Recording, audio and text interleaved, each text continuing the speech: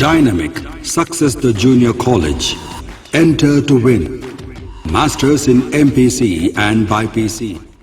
अस्सलाम वालेकुम नाज़रीन, आइए नज़र डालते हैं देश और दुनिया के खबरनामे पर।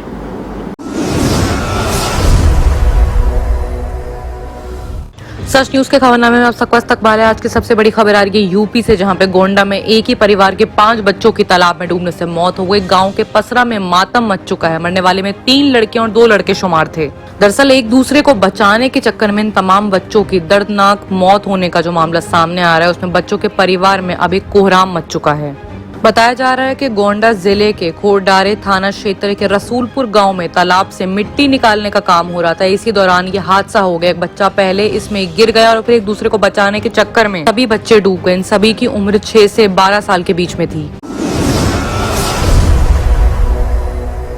वहीं एक और बड़ी हैरतअंगेज खबर आ रही है आंध्र प्रदेश से, जहां पर कोविड-19 से महिला की मौत के बाद उसका अंतिम संस्कार कर दिया गया और 15 दिन के बाद वो जिंदा लौट गई। आंध्र प्रदेश के कृष्णा जिले के परिवार में उस वक्त हैरत का माहौल बन गया जब कोविड-19 वायरस से ठीक होकर 73 साल की औरत अपने घर आ गई। दरअसल परिवार के लोग औरत को मरा हुआ मानकर 15 दिन पहले ही उसका अंतिम संस्कार कर चुके थे। दरअसल पूरा वाकया ये है कि 12 मई को उस औरत को विजयवाड़ा के सरकारी अस्पताल में भर्ती कराया गया था। उन्हें भर्ती कराने के बाद जब उनके मियाँ घर लौट गए और 15 मई को दोबारा हालचाल जानने के लिए अस्पताल गए तो देखा कि गिरी जिम्मा यानी कि वो औरत अपने बेड पर नहीं थी। दूसरे वार्डों में तलाश करने के बावजूद जब गिरी जम्मा नहीं मिली तो अस्पताल के वर्कर्स ने उनको बोला कि वो शमशान जाके वहाँ से जानकारी ले लें। अब शमशान में जाकर जब अपनी बीवी जैसा एक और डेड बॉडी उस शख्स ने देखा तो अस्पताल के अधिकारियों ने यानी कि वर्कर्स ने गिरी जम्मा का डेथ सर्टिफिकेट भी जारी कर दिया। इसके बाद गिरी जम्मा की डेड बॉडी को लेकर वो लोग अपने घर गए और उसी दिन अंतिम संस्कार भी कर दिया।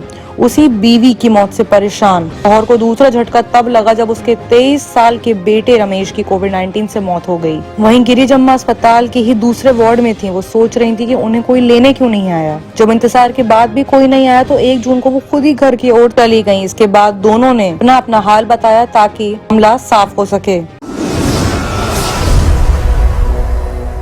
वहीं एक और बड़ी हैरतअंगेज खबर आ रही है तेलंगाना से, जहाँ पर एक सास ने गुस्से में अपनी बहू को गले से लगाकर उसको भी कोरोना वायरस का वायरस दे दिया। कोरोना की चपेट में आने के बाद तेलंगाना में रहने वाली एक महिला यानी कि औरत होम आइसोलेशन से उब गई थी। उसने अपने परिजनों से कहा कि मेरे मरने के बाद तुम सब सुखी रहना चाहते हो। ऐसे में गुस्से में उबला कर उसने अपनी बहू को जबरन गले लगाकर उसको भी कोविड-19 पॉजिटिव कर दिया। ये मामला बहुत ही हैरान करने वाला है, जहाँ पर इंसानियत इस कदर मर चुकी है कि लोग एक दूसरे को खुश भी नहीं देख सकते। ऐसे में ये सास का मामला जो कि कोविड-19 की चपेट में आ चुकी थी, उसे होम आइसोलेशन में रखा गया तो अपनी बहू को दिन ताने देती रहती थी। इसके बाद भी जब उसका मन नहीं भरा तो उसने अपनी बहू को कोविड-19 पॉजिटिव कर दिया।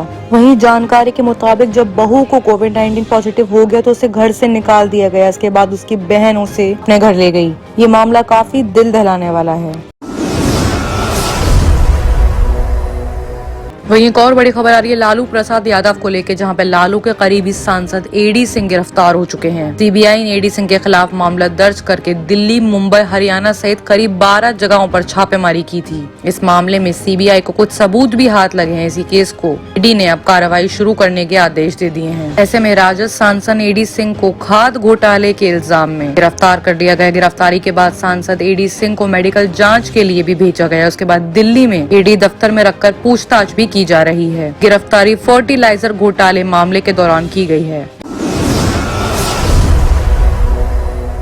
एक और बड़ी हैरत अंगेज खबर आ रही है एक शख्स को लेकर, जो कि जब बाथरूम गया तो उसको सीट पर अपने फनों को फैलाए हुए कोबरा मिले। उसके बाद वहां हड़कंप मच गया। राजस्थान के पुष्कर के समीप पर्वती गांव बासोली गांव में एक ऐसा ही मामला देखने को मिला है। जैसे ही घर का एक सदस्य फ्रेश होने के लिए बाथरूम गया तो टॉयलेट सीट पर काला कोबरा निकल आया। उस शख्स के होश उड़ गए। टॉयलेट सीट पर कोबरे को बैठा देखकर घर के बाकी लोग भी बहुत चक्के रह गए। हर किसी के हाथ पैर फूल गए। फिर इस मामले की सूचना स्थानीय पुलिस को दी गई। उन्होंने कोबरा को रेस्क्यू किया, तब जाके घर के लोगों को राहत मिली। सांप को पकड़कर जंगल में फिलहाल छोड़ दिया गया। यही नहीं, इस टीम ने एक स्पेक्टिकल कोबरा को किचन से भी रेस्क्यू किया है। जी हाँ, उसके घर में 2 कोबरास पाए गए हैं। स्नेक रेस्क्यू करने वाले राजेंद्र बचाने ने बताया है कि जैसे उनको खबर मिली कि बाथरूम और किचन में कोबरा है, उन्होंने फौरन स्पेक्टिकल सांपों को वहां से लेकर जंगल में छोड़ दिया।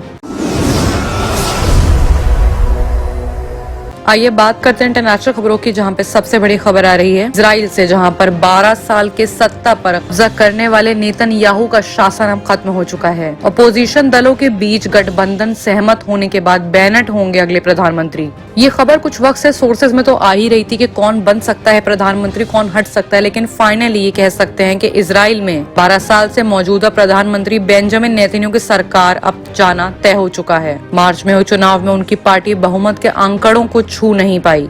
ऐसे में ये तो नहीं कह सकते हैं कि अगले प्रधानमंत्री सीरत में कैसे होंगे, लेकिन लोग बहुत राहत में हैं, क्योंकि कहीं न कहीं नेतन्याहू एक अच्छे प्रधानमंत्री साबित नहीं हुआ है। दुनिया के तमाम देशों ने, तरह तरह के इस्लामिक मुल्कों ने उनको खरी खोटी सुनाई है, वो भी तब जब उन्होंने फिलिस्तीन पर हमले के लिए ऐलान कर दिया था। वहीं अगली बड़ी खबर आ रही है तालिबानी आतंकी को लेके, जहां पे 24 घंटों में 100 से ज्यादा तालिबानी आतंकी ढेर हो चुके हैं। अफगानिस्तान ने आतंकवाद पर बड़ा हमला करते हुए अपनी चाल चली है। अफगान की सिक्योरिटी और पुलिस वालों ने तालिबान के बीच 100 से ज्यादा आतंकवादी मार के ढेर कर दिए हैं। इतना ही नहीं, अलग अलग जगहों पर हुए ऑपरेशन के दौरान 50 आतंकवादी घायल भी हो चुके हैं। कई हथियार भी जब्त हुए और कुछ मामले में गोली बारूद को नष्ट करने और जब्त करने के मामले भी सामने आ रहे हैं। हालांकि तालिबान ने अभी तक इस तरह के किसी भी हमले का दावा अनाउंस नहीं किया है। वहीं एक और बड़ी खबर आ रही है पाकिस्तान से, जहां पर पाकिस्तान में हिंदू कारोबारी की मौत पर प्रोटेस्ट करते हुए कराची को जोड़ने वाली सड़क पर घंटों जाम रहा। पाकिस्तान के एक वर्कर जो कि हिंदू थे, उसके कत्ले का मामला सामने आया था। पुलिस की माने तो मोटरसाइकिल सवार कुछ अनजान लोगों ने हथियार बंद लेकर अशोक कुमार नाम के एक शख्स को उस वक्त पे गोलियां चला दी जब वो अपनी दुकान पर बैठे थे। इससे कुमार को चोटें आई, उन्हें सरकारी अस्पताल में भर्ती कराया गया, जहाँ उनकी मौत का मामला सामने आ गया। ऐसे में सारे वर्कर्स ने एक साथ मिलकर उस एक शख्स के लिए, जिसकी अब मौत हो चुकी है, पूरे शहर में प्रोटेस्ट करना शुरू कर दिए। बाकी की तमाम खबरों के लिए देखते रहिए सच news.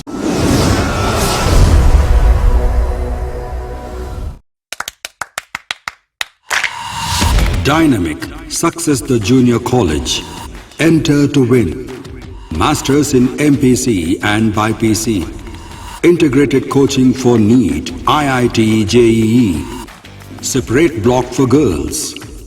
Better coaching, better planning, better environment with better results. Opposite Madanapet Mandi, Saeedabad, Hyderabad. Phone 04029701124. An Institute of Success Schools.